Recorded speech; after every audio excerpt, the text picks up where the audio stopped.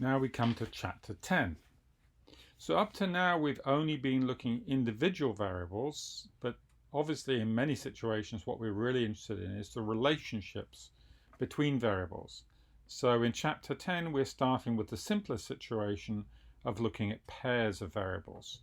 So the learning objective is to understand the statistical tools for relationships.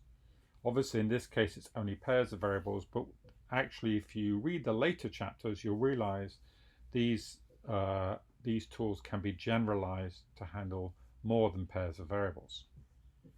So if we don't know what type of relationship there is between variables, the best starting point is usually some form of a graphical display or a table. For variables that are categorical, we usually use a table of counts, although we can use something called a mosaic plot. Otherwise, we usually use a graphical display called a scatter plot. So we're going to look at two examples, one example with two nominal scale variables, and then we'll have another example with two interval scale variables. So our nominal scale example is about a simple poll about cars. So this looks at preferred car type, where we have three possible preferred car types, and marital status, where we're going to only consider two possibilities, single or married. So let's have a look at the results. So if we look at the left-hand side, this is an example of the mosaic plot, and you'll see that we have family, sporty and work as the three car types, and single and married as the two marital status. So we can see here that for single and married, the proportion whose preferred type is work is very similar. So the primary difference here is the relative preference between sporty and family types of cars, which differs between single and married, with considerably more married people choosing a family and considerably more singles choosing sporty type. So this is a nice graphical representation where we can see quite easily what the pattern is in the data.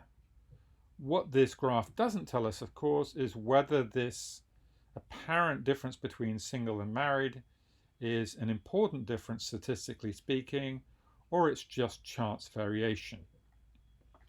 Now, on the right-hand side, we have the table. So this is a table that has counts and percentages. So you will see in the top left-hand corner of the table, it tells us that the four numbers in each cell are the overall count, the percentage of the total, the percentage of the column, and the percentage of the row. So if we look at this, we can see, remember we said that work looked fairly similar. So indeed, if you look at the row percentage for work, you can see it's about 16% for married and about 15% for single. So the difference in the proportion who choose a work type car within those who are married and within those who are single is very similar. It's about 15 or 16%.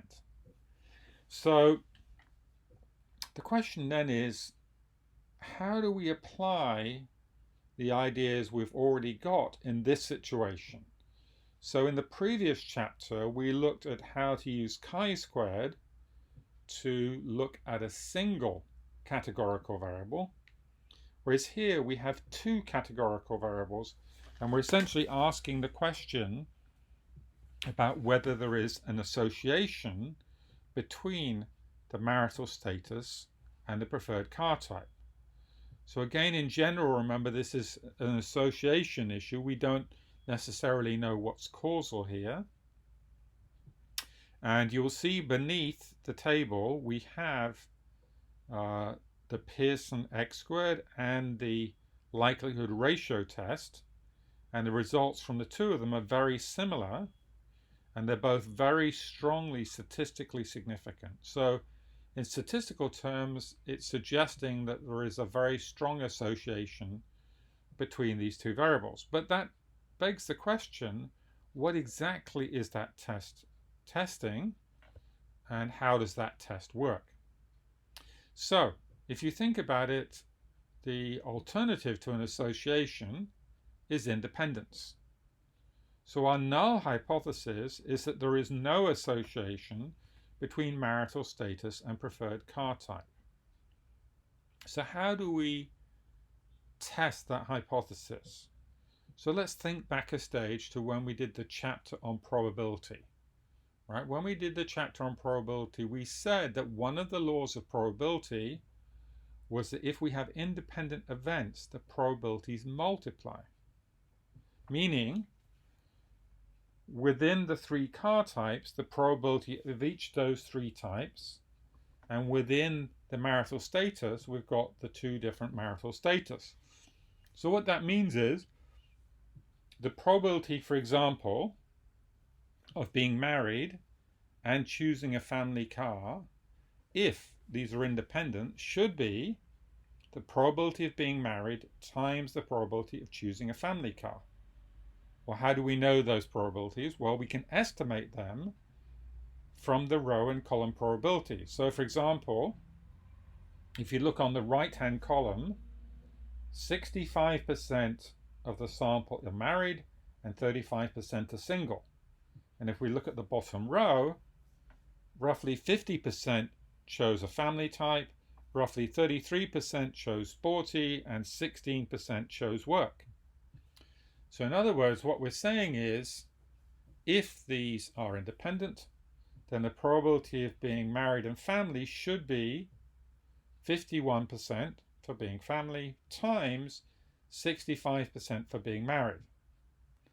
Okay, and then the expected number in that cell should then be the sample size times that combined probability. So we can do that roughly in our heads. So that's roughly 300 times 2/3, so that's about 200, times 50% means about 100. So in other words, if marital status and car type are independent, we would expect roughly 100 to be the expected count in that first cell, whereas what we actually have is 119. And we can similarly do a similar calculation for the other 5 cells. So for the 6 cells, we can work out what is the expected count if there is independence, and we can compare that to the observed count. So we can apply the goodness of fit test in a very similar way. The only complication is that the way we calculate the probability for each of the cells is based on the row and column proportions rather than on some predefined hypothesis which specifies what the probability should be for each of the 6 cells. Okay, so if we apply this, that means we can just the same way calculate the x squared for each of the 6 cells, add them up, and that's how we get this value of about 26 point something as the chi-squared value. In fact, we get 26.963. It's the sum of the square deviations scaled by the expected counts calculated across the 6 cells. Now, that's relatively simple. We're just applying the goodness of fit test in a slightly different situation, in the sense that how we calculate the expected count is a little bit more complex than in the situation where we had a single variable. The other slight issue is the degrees of freedom. So for the case we were dealing with a single variable, we said the degrees of freedom was the number of categories minus 1. And in fact, I didn't really explain why. Why is it degrees of freedom minus 1? Well, because the probabilities of all the categories have to add up to 1. So if we know the probabilities for k minus 1 of the categories, we must also know the kth category because they add up to 1.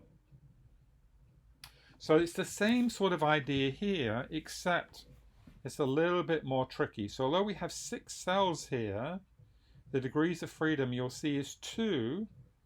The df2 written under the table, it's not 5. So why would there only be 2 degrees of freedom?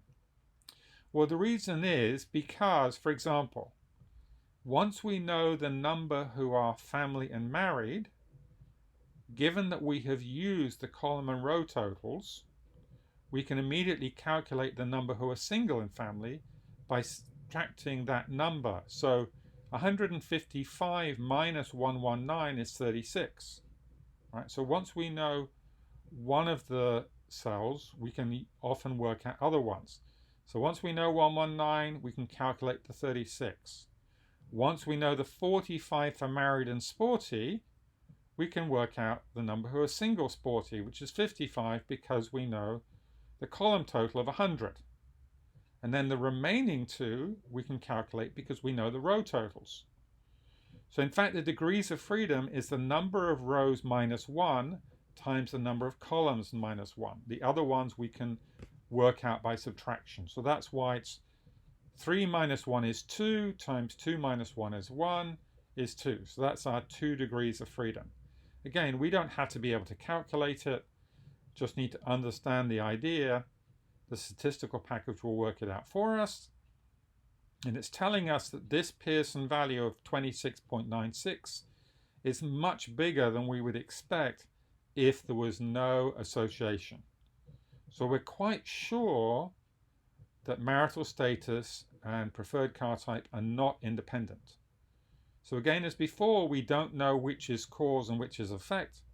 So for example, we don't know whether it's because if I'm single, I will choose a sporty car because I don't need a family car, or the other way around, that it might be the reason I'm single is because I drive around in a sporty car and hence women don't want to marry me, right? So there are different ways this could happen.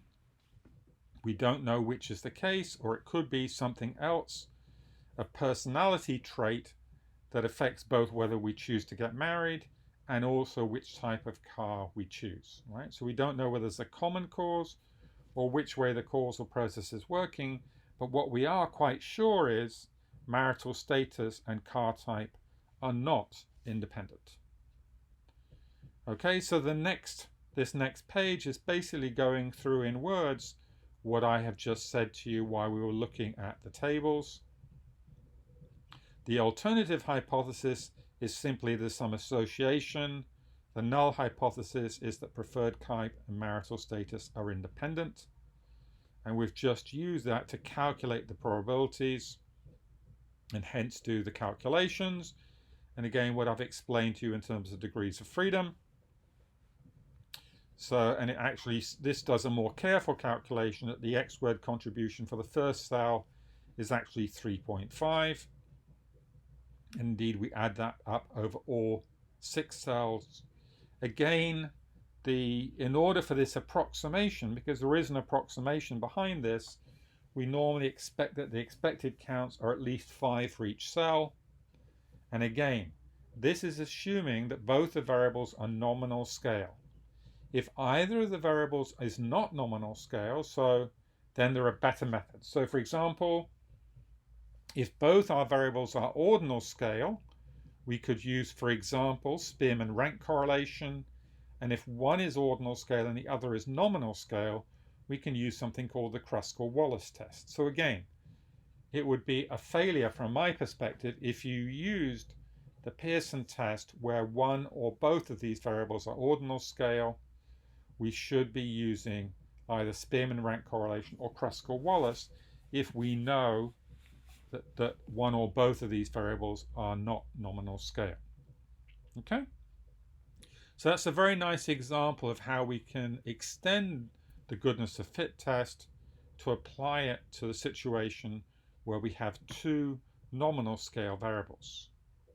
So now we're going to move on to an example where both of our variables are at least interval scale. So this is an example from measurements done on babies. So we have the age of the babies and we have a ratio. So this ratio is a ratio of 2 measurements of the baby. If I remember correctly, it's the ratio of the length of the baby to the size of the baby's skull. Anyway, it doesn't really matter what they are, but this is a ratio scale variable actually. It's not just interval scale. And in fact, age is also arguably ratio scale, not just interval scale. So in this particular case, we have two ratio scale variables. One of them is actually called ratio and the other one is called age. So I want you to first look at the graph on the left. So this is scatter plot. So for each data point, we're putting a mark for that particular combination of age and ratio. And the question is, what does this graph tell us? Now, many people don't start out with a graph. They start out with trying to fit a model, which in my view is almost always a bad idea, because we don't really know what sort of relationship there might be unless we have first done a graphical plot, and our eyes and brain are very good at identifying patterns. So if I first of all ask the question whether there is an association between age and ratio, so normally I would stop and ask the question. This is a very obvious question. I think there is clearly some relationship between age and ratio, right?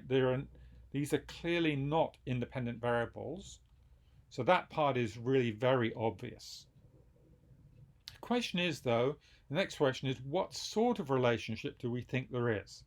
Again, strictly speaking, all we really can tell from this is what sort of association there is, but we're still going to try and fit a model to a data set like this. So the first simple model that we would normally consider is a linear model.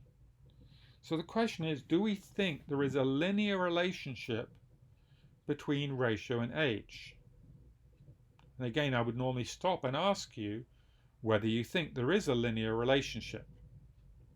So we're quite sure there is a relationship, but is it linear? I think the answer is it looks approximately linear within the small age range and the large age range. So if we looked at ages 0 to 15, then it looks fairly linear. If we look at the ages from 15 to 75, it looks quite linear, but it's quite clear, I think, that there is not a single linear relationship that works across the whole age range. Okay, so there's clearly some non-linearity, whether it's two different linear relationships or some form of curved relationship is not entirely obvious just by looking at the graph. But I think we would be quite clear, it's fairly strong, I think, that it's not the same slope across the whole data set. Now, what we have on the right-hand side involves a number of concepts we haven't introduced yet. But the crucial issue, if you look on the under parameter estimates, when we look at age, this is telling us the intercept of this. If it tries to fit a linear model here, the equation is roughly 0.66 is the intercept plus 0.005 times age. And the observed significance level for this is tiny. It's less than 0.0001. So this is telling us, actually, if we just took this data set and put it into a statistical package and asked the question, is there a statistically significant linear relationship for this data set, it would come back and say, yes, it's a very strongly statistical significant relationship between these two. But as we've just seen by looking at the graph, clearly that isn't a very good model to explain what we can see in the graph.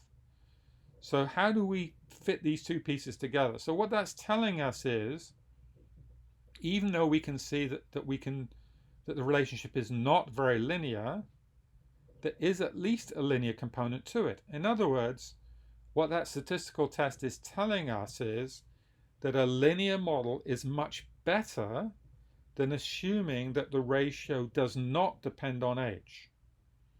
Right? So if we're comparing essentially a model that says ratio is the same for all ages with a model that says that ratio increases linearly with age. So then you can see, yes, a linear model is clearly better than a model that says there is no dependence. But looking at this should be warning us that a linear model clearly does not explain all the variability we can see in that graph. So we'll come back to this data set again later we need to introduce some of these ideas, which we haven't introduced yet, about how we fit a linear model and how we evaluate a linear model, and indeed what sort of diagnostic checks we might introduce to try and tell if there are any weaknesses in our linear model. So, what might I do? So in fact, just to give you an example that there might be something better, I show on this page what happens if we did a log transform of both growth ratio and age. So why might I consider log transform? As I mentioned, both of these variables are ratio scale variables, and it turns out that log transform often makes sense if we have ratio scale variables. I don't have time to talk about that in detail, but we will see later on why that turns out to be reasonable. So you can see after I've done the log transforms, then this is much closer to a linear relationship. We might still be a little bit concerned that point in the bottom left-hand corner doesn't fit too well to a linear relationship. There's still a little bit of curvature, but compared to the previous graph, this is much closer to a linear relationship. And we'll see later how we might compare these two models and persuade ourselves that this second one is a lot better than the one on the previous page. So in fact, it's quite often the case that after some form of transformation, we can end up with a model which is at least approximately linear. In other words, the advantage of a linear model is it's a relatively simple model when we're trying to deal with two or more interval scale variables. Okay. So first of all, we need to introduce correlation. So correlation is a way to summarize a linear relationship. In particular, correlation measures the strength of the association. So it's the strength of the linear association. So a correlation of +1 means a perfect positive linear relationship. A correlation of -1 would mean a perfect negative linear relationship. And 0 would mean no linear relationship at all, although we have to be a little bit careful because there might still be a non-linear relationship. So if we get a value between 0 and +1, that means there's a positive linear relationship, but it doesn't fit perfectly. Between -1 and 0 means a negative linear relationship, which again does not fit the line perfectly. Now, not fitting perfectly can be for two different reasons, or even both. So one is that the relationship is not linear. It could be a curve of some sort, or it could be that there are random errors in either x or y. So actually, if you look up the definition of correlation, it's what's called the covariance of x and y scaled by the variance of x and the variance of y. So this is, I've written down the equation. We don't really need to worry about that here. It's just that there is a formal definition of correlation which can be calculated easily using any statistical package. And correlation, as we'll see, is a scale invariant measure of association. So if I change my units for x or I change my units of y or both, it makes no difference to the correlation.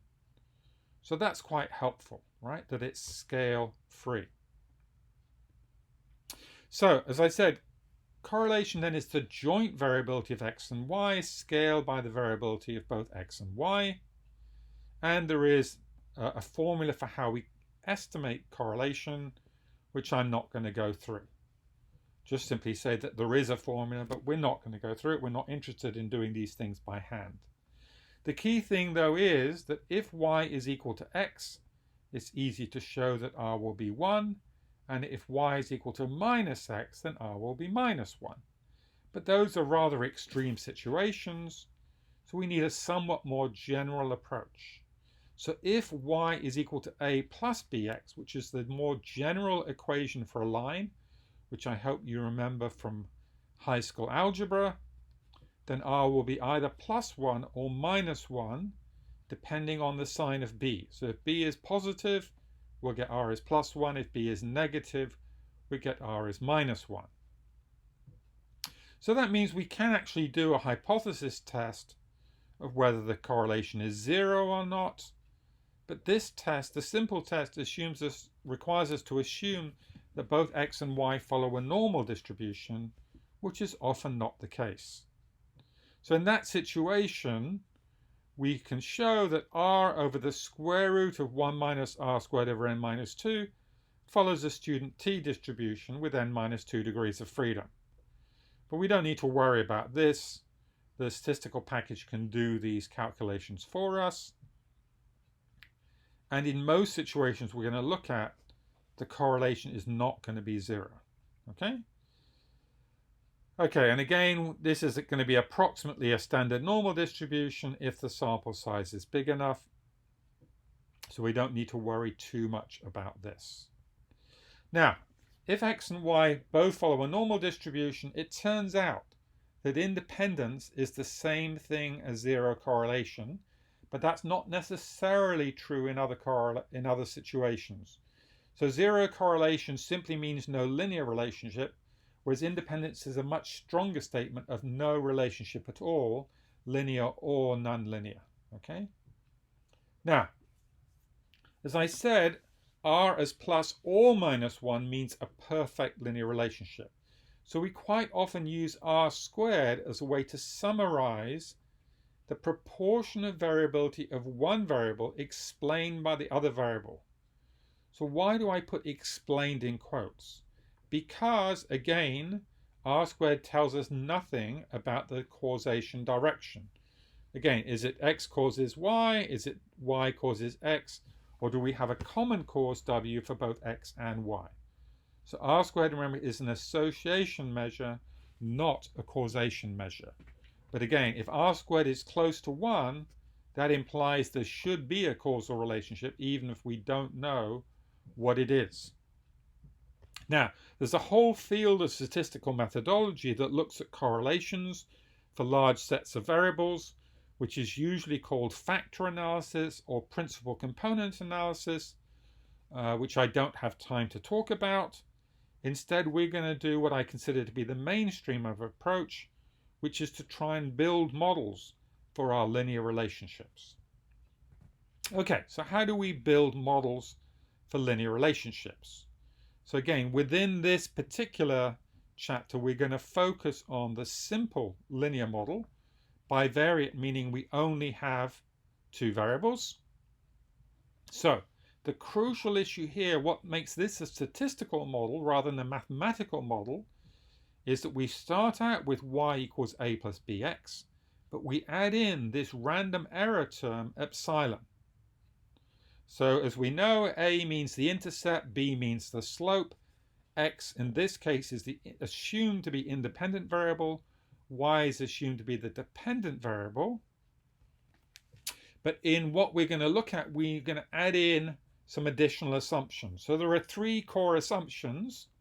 The first two we're going to introduce now are the assumptions that the errors from different observations are independent and they have constant variance.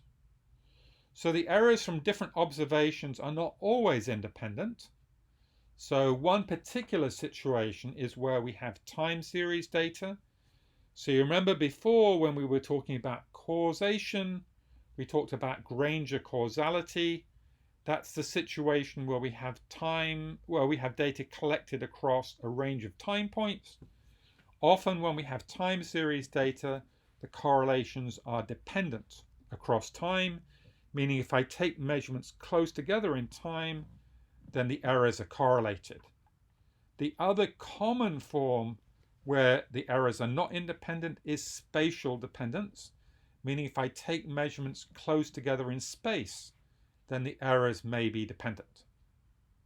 Okay, so this is a simplification here and a key assumption which we can indeed check whether the errors are independent or not.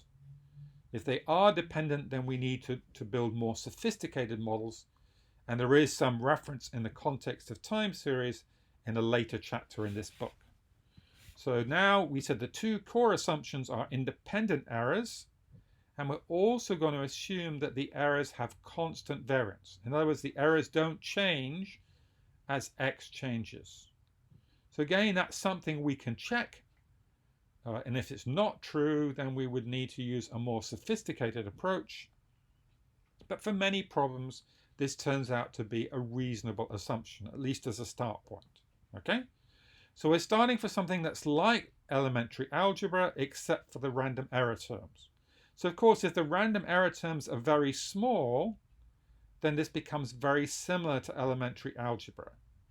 If the random errors are large, then the error terms become more important. But even if the random errors are small, how do we estimate A and B if we have random error terms? So clearly we want, in some sense, the model that fits best to our data set. So there is a very general mechanism for fitting statistical models if the error variability is constant and if the errors are independent. This method is called least squares. It minimizes the squared error. In other words, it finds estimates for A and B that minimize the squared error for y. So we're going to look at the sum of the squared deviations of our observed y's from the y's that we fit when we fit the model. And to try and help make a distinction, capital A and capital B are the assumed true values for the intercept and slope. Little a and little b are our estimates for capital A and B. So this minimized squared error, the squared error terms, we can write this in a slightly different way. The deviation of each y from its fitted value is what we call the residual for the ith data point. So that's the difference between the observed and fitted y for that point. So the squared error is overall is just the sum of the squared residuals. And we will see later on that the residuals are very important. Okay, so this is why we call this least squares. And it's possible to prove that this is the best way to fit a linear model if the error variance is constant.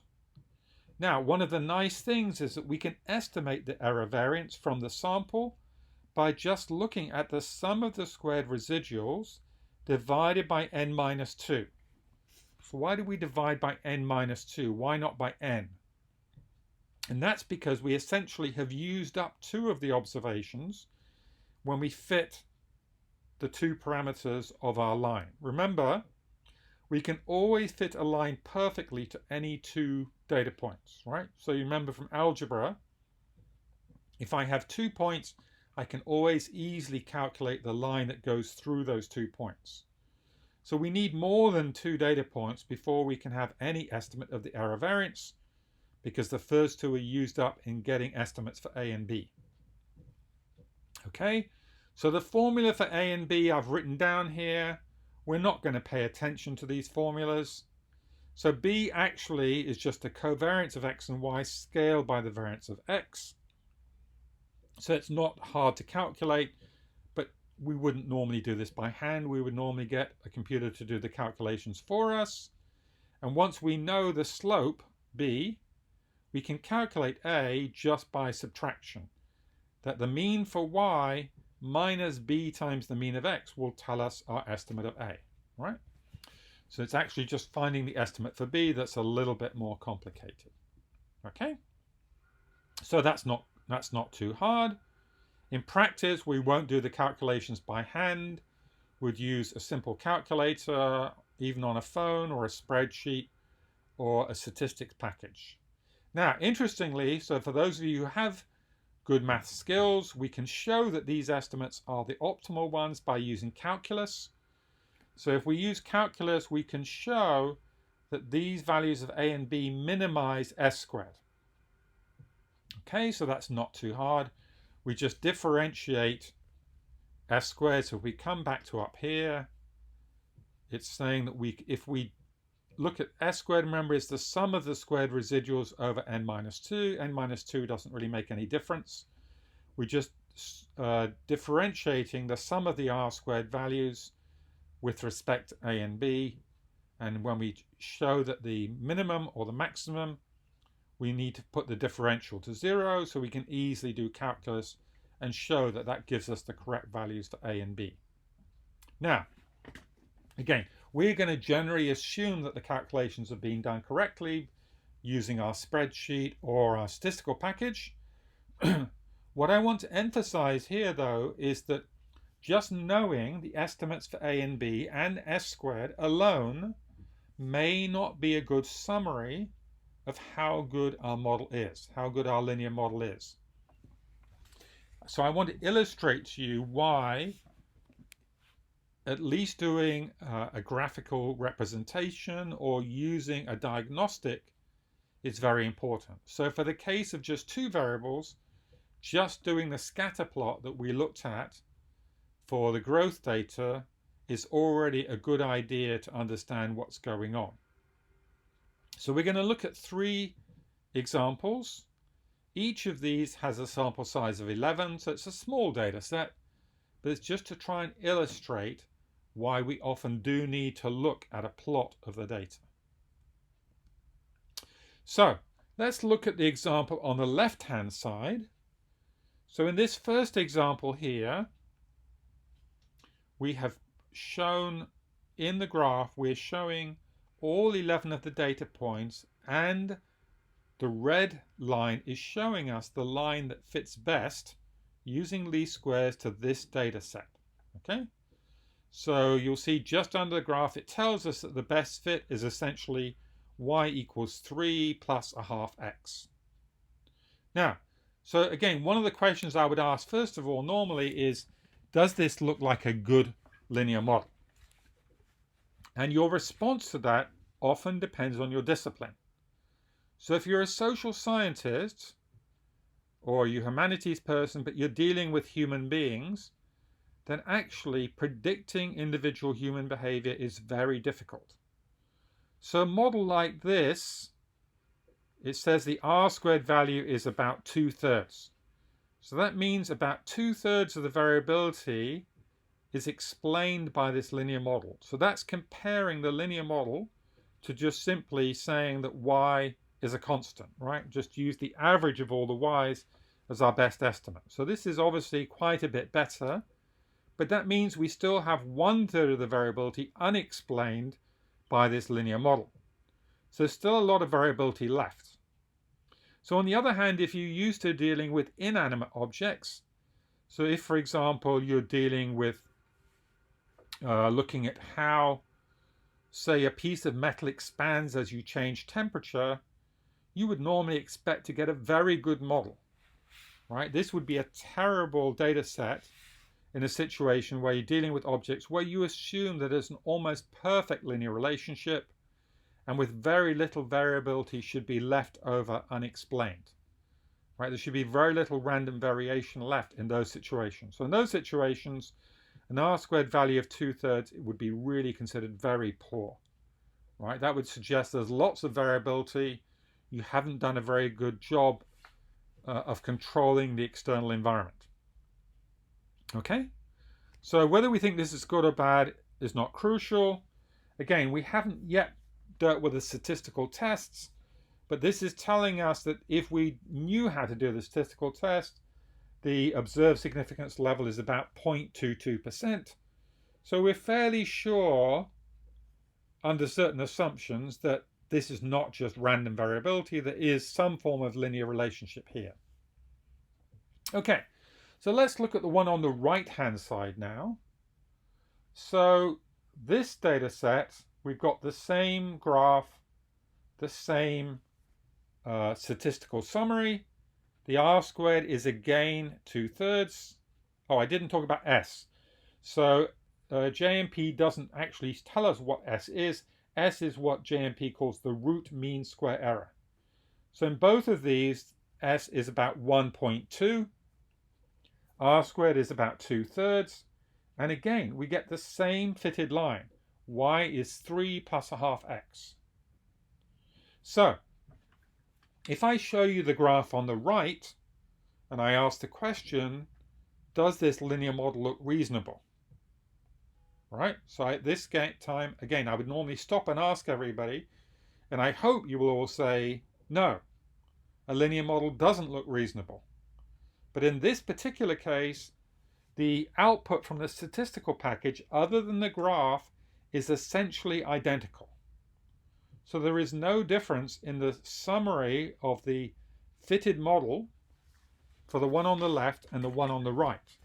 But when we look at the graph on the right, it should be very obvious that a linear model doesn't represent well the relationship between x and y. So again, I would normally ask you, what do you think that relationship might be between x and y in the right-hand side? So it's sort of obvious from what I've written in the notes, this is clearly a quadratic relationship, right? So in fact, as we'll see later on, in fact, this is a perfect quadratic relationship on the right-hand side. There is no random variability in the data set on the right-hand side. The issue is simply that we didn't have the right model to fit to the data, right? So it's tempting to assume that things are linear, but sometimes they're not. And sometimes there is a relatively simple model which fits perfectly, right? So this is actually a perfect parabola here. So the problem is just simply we don't have an x squared term in our model, okay? So this is our third example. So by now you won't be too surprised for me to highlight that the summary of the statistical model fit is exactly the same for the third example as for the first and second. S value is about 1.2, R squared is about 2/3, the fitted model is y equals 3 plus a half x. So this one's a little bit more challenging then. So again, I asked the question, do you believe there is a linear relationship here? All right. So this one is actually more challenging. And the question is why? Right. So actually, the reason why is because we have one data point that doesn't seem to fit the line. So that one data point up at y equals 13 is pulled our line upwards, so it doesn't go through the other data points. And so usually when students point this out, I ask, then what do you think we should do next? So often students say, remove that data point as an outlier. Okay, now it may well be that that data point is an error. But based on looking at the presentation here, we have no basis for concluding that data point is in error and should be removed. So the example I like to give is the example about the discovery of penicillin. So Alexander Fleming, right, actually his laboratory wasn't very good.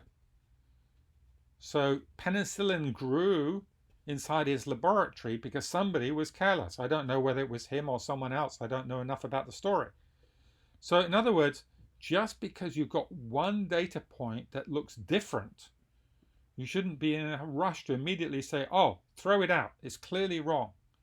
Maybe that data point is telling you something very important, even if that very important issue is you weren't careful enough when you collected the data, right? So in this case, you'll notice if that was the final data point in our sequence, then it might be that actually, let's say this was showing us how a metal bent as we put greater levels of force on it, then it could be that essentially the metal broke when we got the force to be too high. But that can't explain this one here because we have another data point after that one which has a higher level of x but a lower level of y and is consistent with all the others. Right? So what we can say is there is one data point inconsistent with our model, but if all we have is the numbers, we cannot know why that data point is different. All we can do is highlight and say, please go back and check this data point. Why is it so different? Now, if what we're trying to do is show how y is, say, the yield of some experiment, we want big values of y, then actually this data point might be very exciting. Even if something went wrong, how did that going wrong, if you like, yield to a very high value of y? That might be very exciting. Or conversely, if y being high is a bad thing, right, what caused us suddenly to get a very bad outcome is also really very interesting, because it might turn out that our experiment is not very robust, that if, for example, the temperature changes a bit, then suddenly we get a very good or a very bad outcome. So the key thing is you need to know much more about the data than we know here. We don't even know what x and y are. So just by knowing the numbers is not enough in situations like this. We need to understand why might this data point be inconsistent with our model, right? But again, the real lesson from all three of these is if you just put your data into a statistical package and you never look at the data, the data could be telling you very different things, even though the fitted slope is the same, the R squared is the same, the S values are all the same. The conclusions you should be drawing in these three situations are very different. So this is a really important lesson for us to learn. Now, there are a few other things we need to build into this. One of the things we need to recognize is that the linear model is not symmetrical. So I said correlation is symmetrical. We could reverse x and y in correlation and get the same answer. But if we reverse the roles of x and y, you get a different model. Why is that? It's because this model assumes that all the measurement error is in y and there is none in x. So we need to be quite clear about that assumption.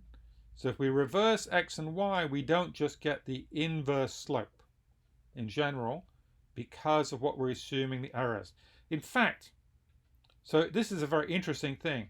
If we wanted to allow for the possibility of measurement error in both x and y, it turns out we cannot get a unique solution for the best fitting linear model.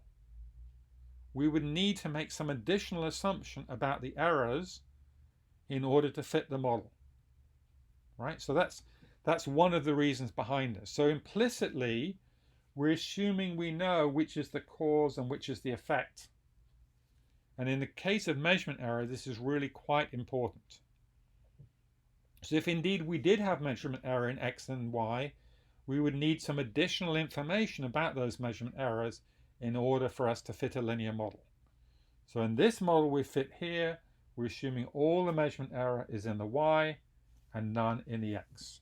Now, I said before there were three core assumptions. So the first assumption was independent errors. The second core assumption was constant variance.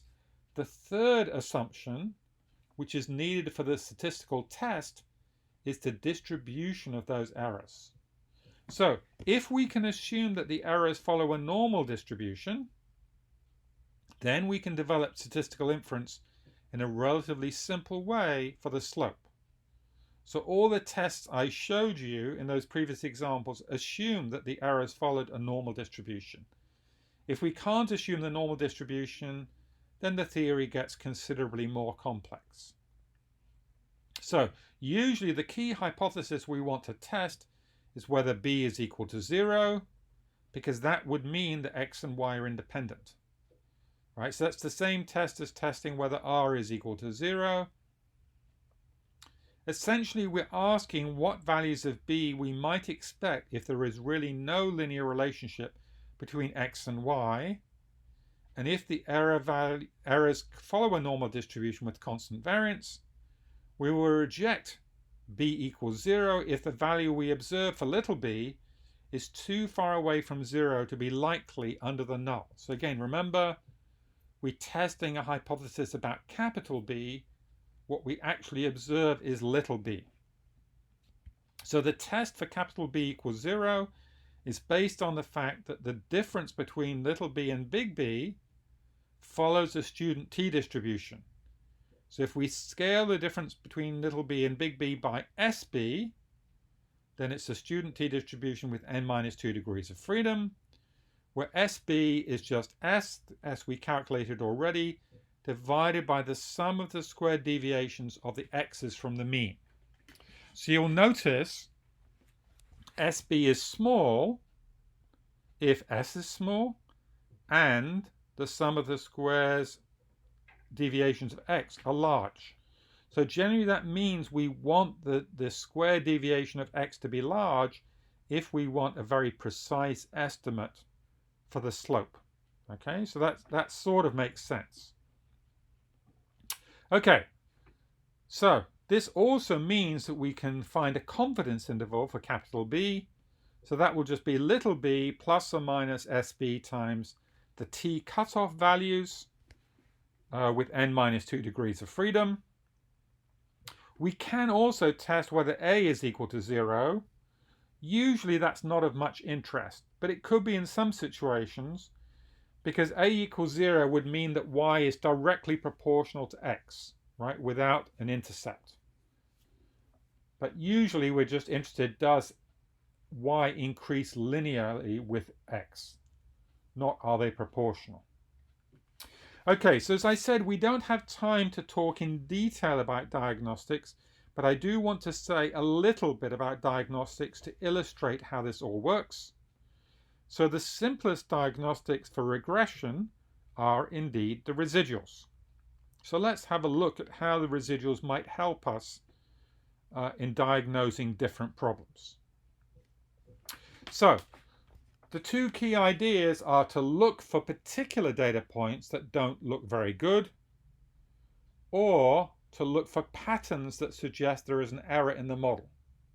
So if we look at those three examples just now, the first example, if you look at the plot of the residuals against the predicted values, we can see that the variability looks reasonably constant. That's one of our assumptions.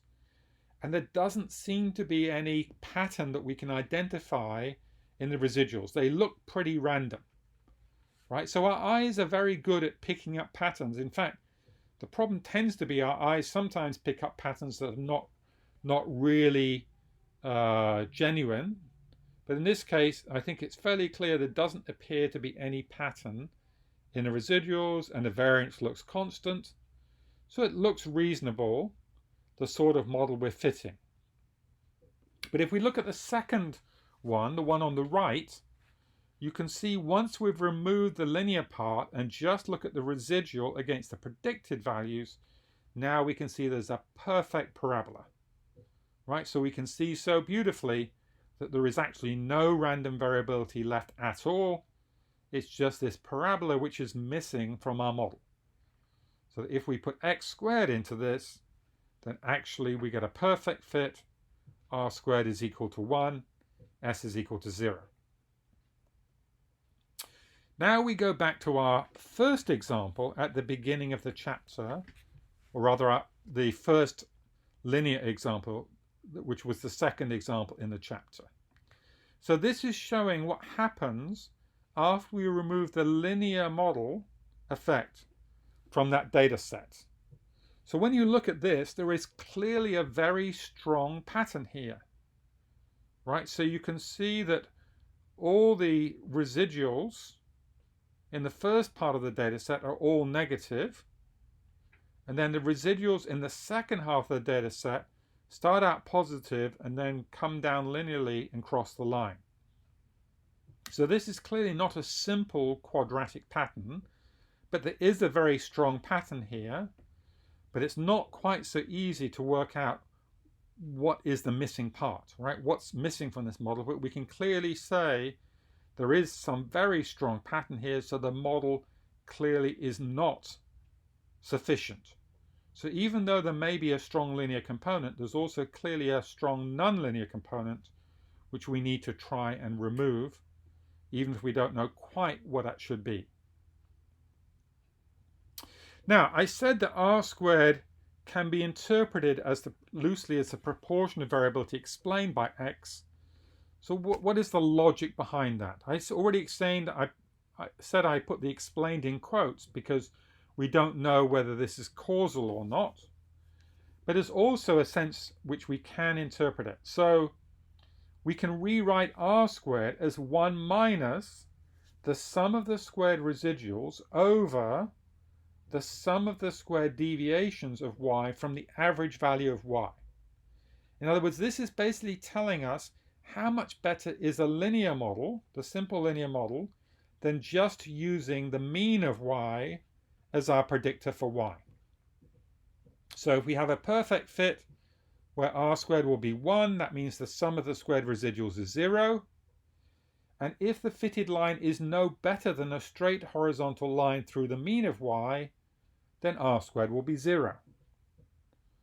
Right, so that says we might as well just stick with a simpler model that says that y is a constant. So that's why we often interpret r squared loosely as the proportion of variability explained by I. It means the proportion of variability about the mean that goes away once we look at the variability around the line. Right, again, this is loose in the sense that it's assuming causation. Okay, what about prediction? So we can easily predict values of y for any value of x. We can just substitute into our equation using our estimates little a and little b. We can also estimate the prediction variability given the distribution of y that we predict given an x predictor. So it turns out that the difference between the predicted value of y and the true value of y follows a t-distribution with the variability defined by S-pred. So S-pred is S times this rather more complicated thing, which has a square root of this whole equation. So you'll see we have a 1 over n term. Then we have the squared difference between x predictor and the mean value of x. And we're scaling that all by the variability in x. In other words, the greater the variability in x, the better our predictions will be.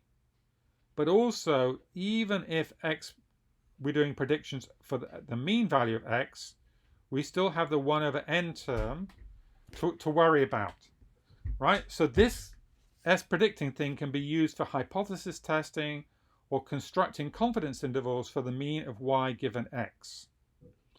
So remember though, this is talking about what is the predicted value of y for any value of x. So this will clearly be smallest if we predict for the mean value of x and increases as we predict further away from the mean. So that seems reasonable, right? However, we need to be careful. This is different to predicting y for a new individual. So if we have a new individual, then the variability is greater because we also have the variability of that new individual in addition to the variability from our estimation process. So you will see S-pred I has an extra term in the equation. It's 1 plus 1 over n. Right, so that's basically warning us that it's much harder if we need to make a prediction for a new individual than just saying what's the best predictor for any value of x. Okay? So I'm not going to show you the example in JMP. I just want to make it clear here that it is harder if we're making a prediction for a new individual. But we do need to be a little bit careful here. This form of prediction assumes that our linear model is correct for that value of x. So if our value of x is within the range of data we observed, that may be a reasonable assumption because we can check from our plots whether the model does appear to be linear. But if we're trying to predict for a value of x that's either much greater or smaller than our data set, then we're extrapolating, and it's much more risky, that assumption that the linear model continues to be true outside the range of our data. But again, clearly the wider the range of x values we have collected in our experiment or our observation, the more precise results we'll have for estimating b and for doing predictions. Okay, so that brings us to the end of chapter 10. Chapter 11 goes on to extend the same ideas in chapter 10 when we have more than one prediction variable, so we have more than one x. So if you're interested in that, I encourage you to look at the next chapter, but that's beyond the scope of this course, although it is covered in the second level course that I teach for the graduate school in second semester. Okay? Thank you very much.